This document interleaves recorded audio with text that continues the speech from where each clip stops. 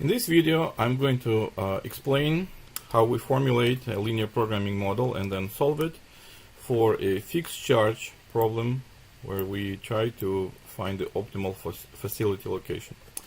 So in class we discussed that it's a problem about a company that manufactures potato products, and the company owns at the same time farms at different places. So the company experienced growth recently, and they are considering buying and running any combination of these 6 farms. So you can see that any farm comes with a fixed annual cost, such as cost of labor, cost of harvesting the potatoes, cost of planting the potatoes, maintenance of the equipment, etc., etc. So bigger farms, in terms of the annual harvest, cost more to run, and smaller farms, that's the smallest one, right? 9,300 tons, cost the least amount to run per year. In the processing plants that are located in Atlanta, Baton Rouge, and Chicago, the company has some spare capacity right now, and they want to utilize that to the fullest.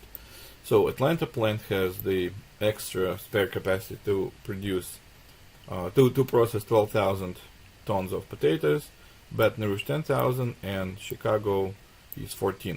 But at the same time, we have to ship the potatoes that we harvest in farms to the processing plants, and every possible shipment comes with different costs. So for example, if we buy, which one is the highest?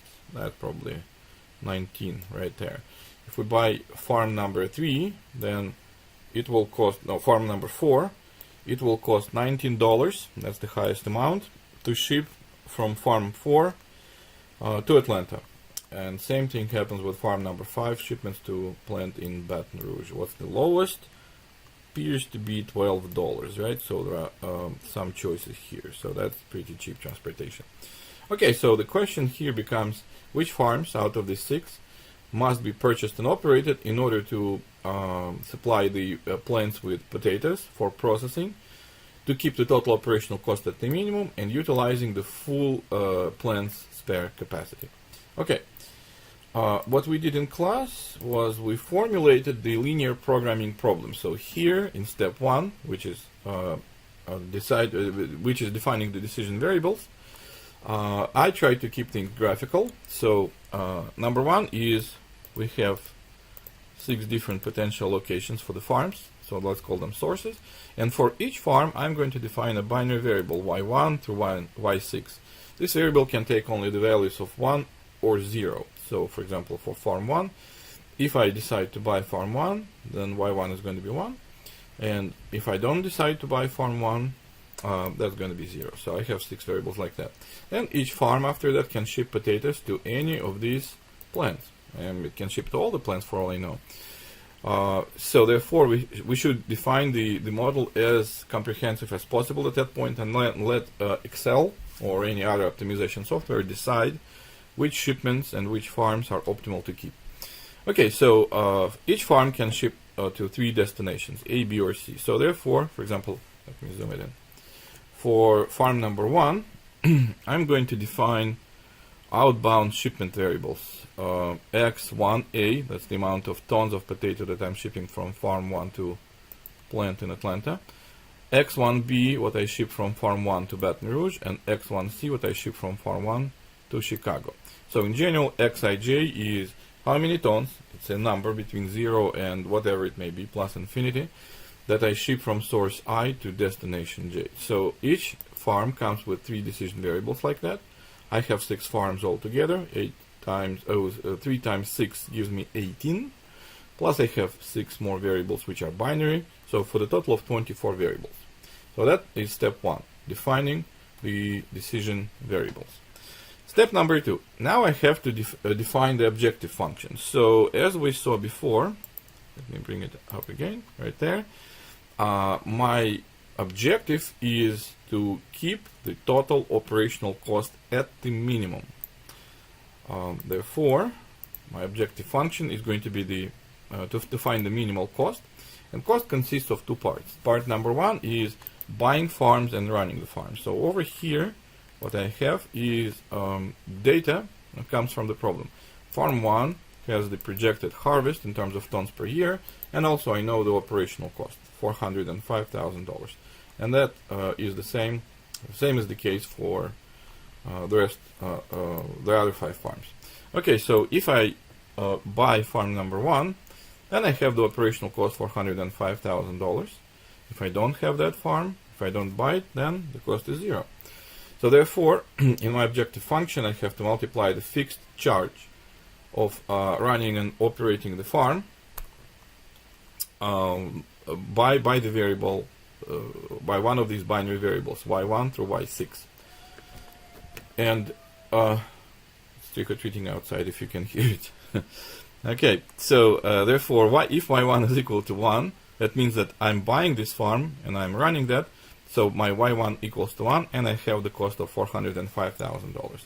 If I decide not to buy the farm, then y1 equals to 0. And therefore, $405,000 get multiplied by 0. That doesn't contribute to my total cost of operating the farms and shipping the potatoes. So that's as far as farm 1 is concerned. I have to add all 6 farms to the equation. So essentially, in my first line over here in the objective function, each term represents fixed cost of running the farm multiplied by the variable that tells me if I do have that farm or not. So this first line is just concerned with operational side of the business, right? Then each farm can ship to Atlanta, Baton Rouge, and Chicago, and therefore I have to account for all these possibilities. For example, over here I have transportation costs that we just discussed. It costs $18 per ton to ship from farm 1 to Atlanta, 15 from farm 1 to Baton Rouge, and 12 from farm 1 to Chicago. I have to account for these possibilities. So for example, right here, outgoing shipments from farm 1, the cost of the outgoing shipments from farm 1 are $18 per ton. Let me zoom out so that I can see all parts. Yeah, right here. $18 per ton, which is right here, multiplied by the amount of potatoes, number of tons that I'm shipping from 1 to A, plus $15 multiplied by how much I ship from farm 1 to B, plus $12 right here, multiplied by how much I ship from farm 1 to Chicago. So therefore, this first line, this line basically tells me what's the cost of outbound transportation from farm number 1. And since I have 6 farms in a very similar situation, I am going to just take the coefficients, cost coefficients per ton, multiply them by the amount of tons that I'm shipping from that farm to all 3 destinations. So that's farm 2, 3, 4, 5, and 6. And I have to add all of them together, of course, in order to find the total cost of this operation. So that's my objective function. That's step number 2. Finally, step number 3 in defining the linear programming model is constraints. This is essentially a direct shipment problem, right? Because I have sources and they ship directly to the destinations. Now, my problem is a little bit more complicated because sources are not fixed. I'm simultaneously trying to decide which sources I'm going to have and how I'm going to ship from these sources to destinations. So it's a slight modification, a little bit more complex than just plain direct transportation problem where my sources and destinations are fixed and known for me. So here my sources aren't fixed. Okay, so my objectives, there are 2 types of constraints, I'm sorry. 2 types of constraints. One constraint is, first of all, I have to make sure that spare capacity is fully utilized. If you remember, that was one of the conditions, right? While utilizing fully available plant's capacity. So that becomes one of my constraints. Well, 3 of my constraints technically. And another constraint is every farm comes with the limitation. It has so much potatoes to ship. So if I decide to buy the farm and operate it, I have to make sure that I'm shipping out to the farm no more than what it can produce per year. So let's start with plants. So for example, plant A in Atlanta. Plant A can receive shipments from any farm, 1 through 6. Any of them, all of them, from some of them. So we're going to let software to decide. So therefore, here's my constraint. Shipments coming from farm number 1 to Atlanta, farm number 2 to Atlanta, farm 3 to Atlanta, 4, 5, 6 to Atlanta. That's total inbound shipment coming from all farms to processing plant in Atlanta. And since the since the capacity of the plant, it's not here, since the capacity of the plant has to be utilized fully, total shipments from all farms to Atlanta should be 12,000 tons. That's spare capacity in Atlanta. Very similar are constraints number 2 and 3. So this expression on the left-hand side is total amount of potatoes shipped from all farms to the plant in Baton Rouge, and that should cover the spare capacity of the plant. That would be 10,000 tons. And similar here, total outbound shipment from all farms must cover the spare capacity in Chicago, 14,000 tons. So we dealt with the supply side of the equation. Oh, I'm sorry, demand side of the equation, right? So now let's deal with the supply side of the equation. Supply is a little bit different. So over here, I'm going to have the total amount of potatoes that I'm shipping out of Farm 1 to both Atlanta, Baton Rouge, and Chicago. 1A, 1B, and 1C. So that's everything that comes out of farm number 1 to all the possible destinations. And that must have the upper limit. So that would be 11,200 tons, because that's all that farm 1 can do. Now, the complicating factor in this situation is the fact that I don't know yet if farm number 1 will be purchased or not. So I have to account in my constraint for both possibilities. How do I do that? Very simple. I have to go ahead and take my right-hand side, the limit, so total amount of shipment cannot exceed 11,200 tons, and I'll multiply it by y1, the binary variable that tells me if I'm going to buy that farm or not. So if I buy the farm, then y1 becomes equal to 1. So therefore my constraint becomes x1a, 1b, and 1c, total outbound shipments, cannot be more than 11,200 tons. Legitimate constraint. If I don't buy the farm, y1 becomes 0, so my entire right-hand side becomes 0. Therefore, sum of the shipments has to be less than or equal to 0. In other words, all shipments are zeros. I don't have the farm, I don't ship anything out of that. And as you can see, the constraints, the rest of the constraints are organized in a very similar way. So let's take a look at the last one, for example. It says shipments from Farm 6 to Atlanta, Baton Rouge, and Chicago cannot exceed that number or that expression on the right-hand side. What is that? If I buy Farm 6, Y6 becomes 1. And therefore my constraint is total shipments cannot exceed 9,600 tons, which is the total amount of potatoes that can be harvested from farm number 6. If I don't buy farm number 6, that becomes 0. My entire right-hand side is 0, and all the shipments are 0. So again, I don't have the farm, I don't ship anything out of that. And of course, just like always, my constraint must be a couple of them, right? One of them is all the variables y1 through y6 are binary, either 1 or 0, but these variables, transportation variables, the only requirement is that they cannot be negative. I don't know what does it mean to ship minus 1,000 tons from farm I to the destination J. So therefore, 0 I can interpret. That means I don't ship anything along this transportation leg. Positive I can interpret. Negative, I don't know what that means. Okay, so now that we have defined our LP, and again LP has 3 parts. Step 1 is you define the decision variables. Step 2, you use the decision variables and the coefficients of the problem to define your objective function. It can be maximization function or minimization. When you're dealing with cost, typically it's a minimization problem. And also any limitations that you have, write down the expressions for them. That's called constraints. Okay, so the analytical part is over, so to speak. Now let's see if we can formulate that problem in Excel and find a solution. So over here, as I was using these cells already, I have some numbers or parameters of the problem, right? First of all, these parameters are fixed annual cost for each one of the 6 farms and the total amount of harvest that we can expect from any one of these farms. The yellow cells are going to contain the decision variables y1 through y6. So these cells are going to be binary. each one of these cells will tell me if I buy that farm or not. So values here are going to be zeros or ones. So that's as far as the farm operations is concerned. Now transportation piece. Over here I have all the costs from all possible sources to all possible destinations. And costs are expressed in terms of dollars per ton transported. These yellow cells, organized very similarly to the cost cells, they will contain transportation variables. So essentially my X, I, J. Each one of these variables will tell me how many tons of potatoes I'm shipping from these sources to these destinations. Okay.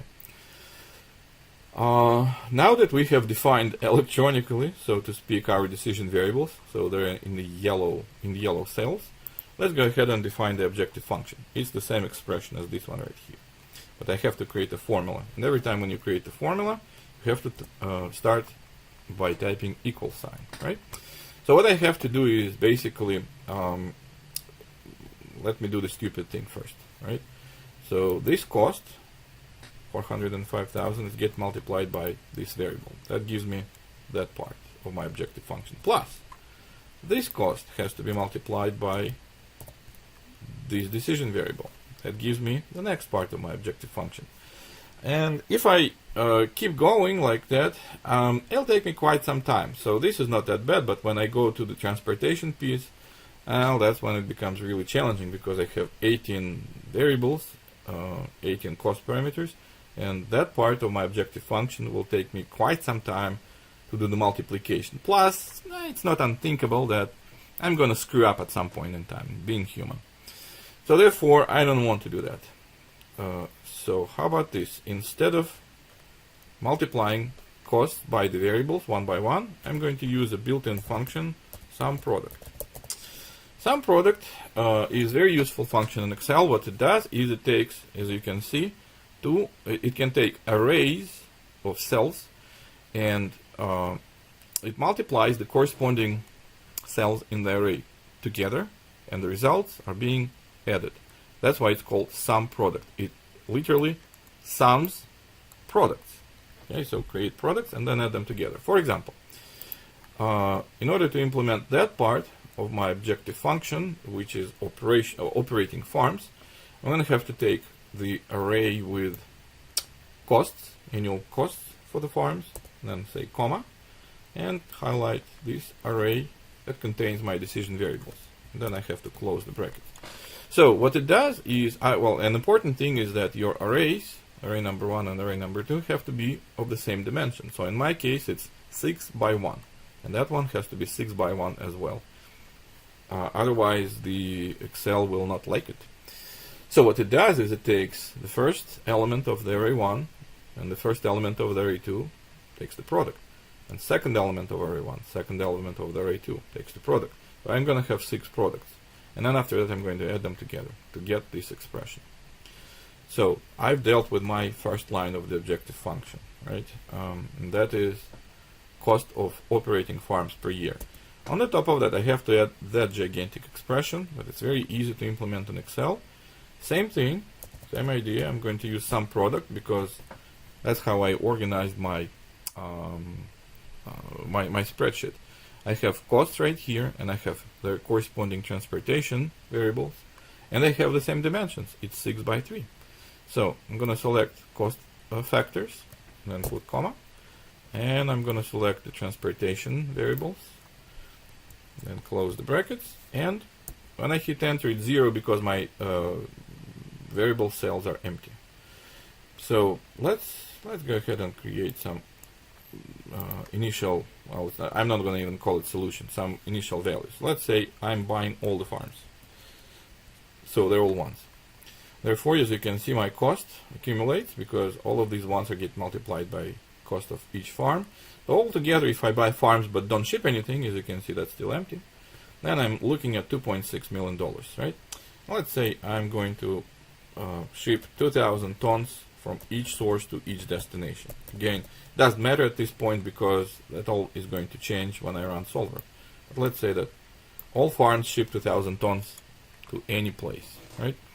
So therefore, my cost, as you can see, goes up. It was, what was that, $2.6 million, right? Now it went to $3.15 million almost. Okay.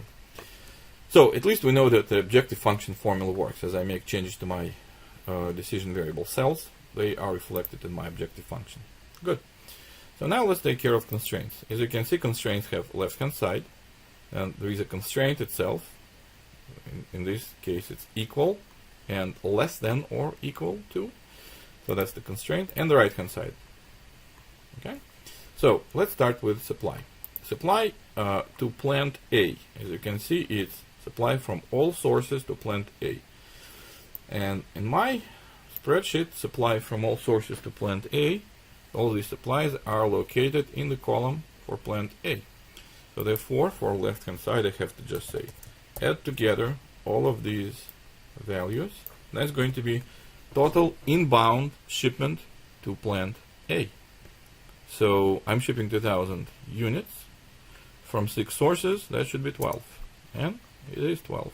And the constraint is equal to. This doesn't really mean anything. It's more cosmetic, more like for me to see what type of constraint is that. So that's meaningless, and Excel is not going to use that when I run solver. My right-hand side should be fixed, right? It's 12,000 units. Okay. So very similarly, I'm going to do plant B and C. So inbound shipment into plant in Baton Rouge is everything that's shipped from all farms 1 through 6 to Baton Rouge. All these 6 cells. And that again is 12.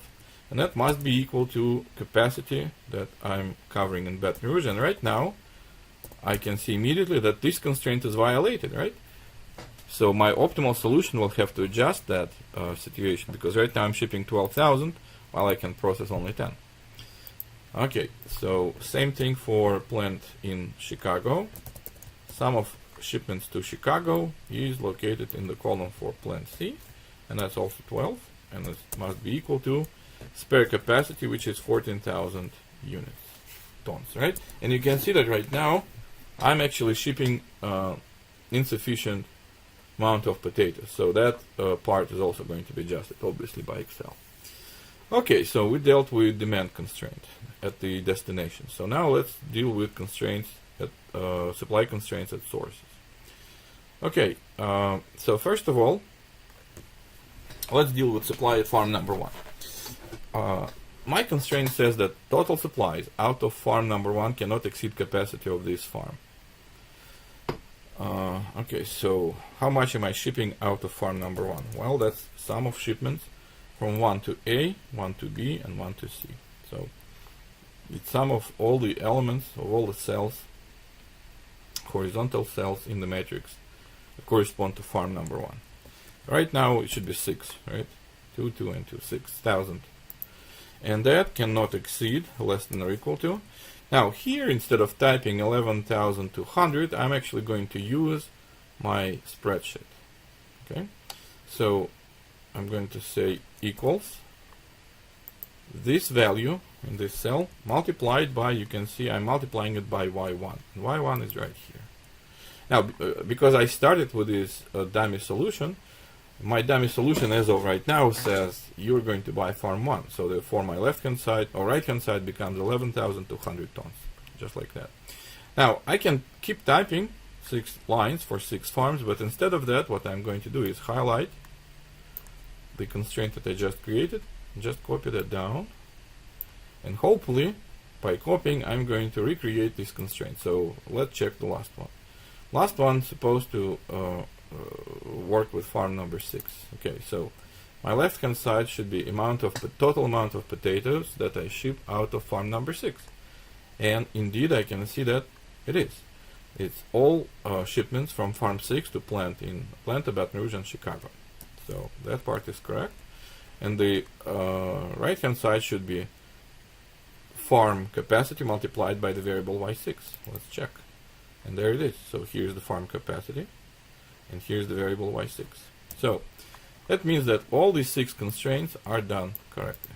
So I created expressions for the left hand side, expressions for the right hand side, and also created the formula for the objective function. So now I'm ready to proceed with solving this problem and finding the optimal solution. That is done through solver. Now if you don't see solver, here's how you can make it show up. go to the File menu, Options, and under Options, you on your left-hand side, you should see Add-ins. So click on Add-ins, and right here it says Manage Add-ins.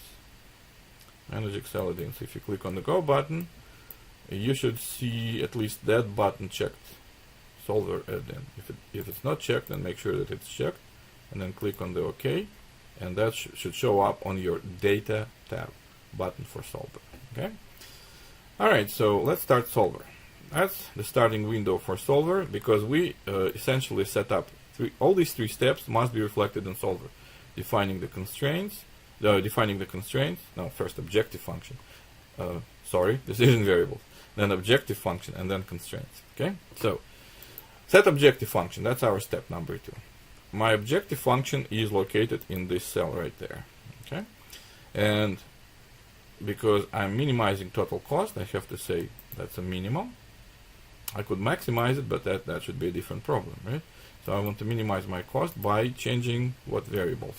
Well, everything in yellow, these are my decision variables. So therefore, I have to select all of my 6 binary variables, y1 through y6, and also these 6 variables. But because it's not, these cells are disjointed, they're not together, I have to hold down Control button and then highlight the rest of my variables. Okay, and you have to make sure that that is reflected in your selection for the decision variables.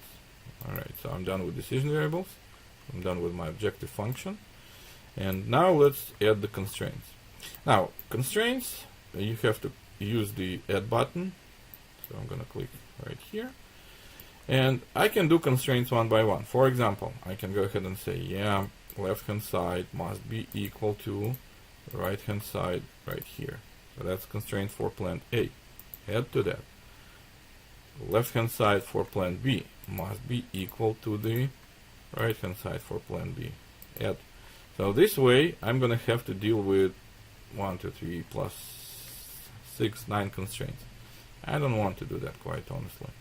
So I'm going to delete these constraints that I just created, and instead of that, I'm going to say, look, these constraints are the same. They're all equal to. So I'm going to highlight 3 constraints left-hand sides, which are of the same type, and set them equal to 3 of the constraints right-hand sides. And you have to, of course, make sure that you select these cells correctly, right? Otherwise, you will mess up with problem formulation. Okay, so I dealt with 3 constraints essentially. And then I have to add to that last 6 constraints, right? That deal with supply at farm. So my 6 left-hand sides must be less than or equal to my 6 right-hand sides. And once again, you have to be careful that the cells correspond to each other. And I have to add one more constraint, but you know what? Let's skip that step for now. Let's see what happens. If I click OK button at that point, then two last steps, right? I have to make sure that this checkbox is checked. It says make unconstrained variables non-negative. So essentially what it says is these variables x, I, j, how much potatoes I'm shipping from source, any source to any destination, should be non-negative. Means can be 0 or can be positive but cannot be negative. We discussed that earlier. That makes sense. So make sure that this one is checked. Also, select solving method. By default, solver will pick non-linear solution method, GRG non-linear solution method. But everything that we formulated so far is linear, right? What does that mean, linear? It means that all of our functions look like constant times the variable plus constant times the variable. You can see that this is how my objective function looks. Constant times the variable, constant times the variable. Same thing for transportation. And this is how my constraints look. I don't have really any constants on the left-hand side. It's just some of the variables. But here on the right-hand side, I have constant times the variable. So there are no products of the variables. I don't take variables squared, square root, anything that's non-linear, right? So therefore, I have to use simplex LP method. So go ahead and pick simplex LP. Alright, now let's run the solver, and it says solver found the solution. Excellent. Let's keep the solution and let's interpret that. Well, first of all, let's interpret this part of the solution. It says essentially that I don't buy farms 3, 4, 5, or 6, but there's something weird that goes on with my farms 1 and 2. Originally, I wanted these variables to be 1 or 0, but it looks like my farm 1, I have to buy 1.25 farms 1, which is a weird proposition. Moreover, I have to buy 2.09 farms 2. That was not part of the original deal, right? So therefore, I missed something. Well, it's very easy to guess what I missed. I didn't enforce anyhow that y1 through y6 cannot be just any number. It can be either 0 or 1. So therefore, I have to add another constraint. So over here, I'm going to click the add button, and I'm going to say, all these variables, y1 through y6, they have to be binary, B-I-N. Binary means that they can take only values 0 or 1 and nothing else. So that will enforce these variables to be 0 or 1, and I'm not going to have this crazy stuff as I have right now. Then I click OK, and that's my complete formulation. So here I'm using the simplex LP method, as I should. Let's click the solve button, and it says solver found an integer solution within tolerances. Do you want to keep it? Yes, I want to keep it. Okay, let's review. Well, first of all, let's take a look at the cost. The absolute minimum cost that I can incur shipping potatoes and loading all of my plants with processing is $2,082,300. I cannot do better than that. That's what it says. Okay, let's take a look at the farms purchasing schedule, right? So it looks like I'm buying farm number 1, 2, not 3, 4, not 5, 6, so I'm skipping farms 3 and 5, which means that I shouldn't have any shipments from farms 3 and 5, right? Let's look. So here are all the shipments that I do from farm 3, all zeros, as they should be. Here are all the shipments that I do out of farm 5, zeros, as they should be. Now, also, I should make sure that out of farm 1, I ship 11,200 or less. Out of farm 2, 10,500 or less.